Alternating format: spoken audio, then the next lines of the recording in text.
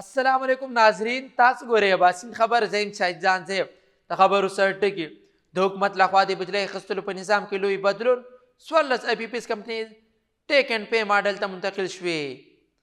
بھارتی کرکټ بورډ چیمپئن ټرافي په جرسۍ باندې پاکستان نوم باندې اعتراض وکړ. د خبرو تفصیل د حکومت لخوا د بجلی اخیستلو په نظام کې لوی بدلون 14 آی پی پی ایس کمپنۍ ټیک اینډ پے ماډل ته منتقل شوې. حکومت د بجلی اخیستلو په پالیسۍ کې هم بدلون راوستی. 14 آی پی پی ایس کمپنۍ د ټیک اینډ پے ماډل ته منتقل کړي دي چې په دې کې به حکومت یوازې د پیدا شوي بجلی په بدل کې پیسې ورکوي.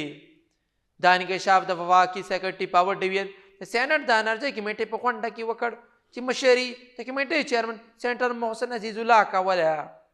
د وفاقي سیکرټري په وینا حکومت د بجلی مارکیټ معرف کوي چې په دې کې به روان کال د بجلی د اخیستلو او خرڅولو نوی نظام نافذ شي. د دې اقداماتو لارې د 1994 او 2002 پالیسو لاندې روان 15 آی پی پی ایس کمپنۍ بند شوي چې دې سره حکومت 411 ارب روپۍ بچت شوی دی. هغه زیاته کړه د بګاز بنیاد باندې چلیدونکي 8 آی پی پی ایس نرخونه ډالرو درآمدي کولې نه لرې کړل شول چې دې سره 238 ارب روپۍ نور بچت ممکنه شوې. په نوي ټیک اینډ پے ماډل کې د 14 آی پی پی ایس انتقال لارې حکومت 802 ارب روپۍ اضافي بچت ترلاسه کیږي.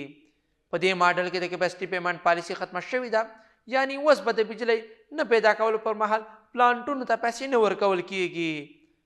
سربیرې پر دې حکومت د ان ټي ډي سی دا په 3 ادارو کې د ویشلو فیصله کړې ده.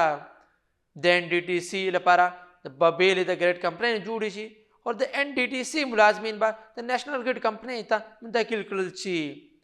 دا اقدامات د انرژي په برخه کې د شفافیت او مالی نظام لپاره ترسره کیږي. بھارتی کرکٹ بورڈ چیمپئن ٹرافی په جرسۍ باندې پاکستان نوم باندې اعتراض وکړ. د بھارتی کرکٹ بورډ بی سی سی آی د آی سی سی چیمپئن ټرافي پر مهال خپل ټیم جرسۍ باندې د میزبان ملک پاکستان نوم چاپولو باندې اعتراض پورته کړی چې په کرکټ مینوارو کې غصه پیدا کړې ده. د بھارتی کرکٹ بورډ لخوا مخکې د سکیورټي خدشاتو په بهانه کې پاکستان کې لوبې کولو انکار وشو او د آی سی سی د هدایتو له مخې د چیمپئن ټرافي میچونه د هایبرډ ماډل لاندې دوبۍ ته انتقالولو مطالبه شوې وه. د دې په جواب کې پاکستان دا شرط ایښی چې که د هند ټیم پاکستان ته نه راځي نو د راتلونکي ایونټونو لپاره هم دغه ماډل نافذ شي.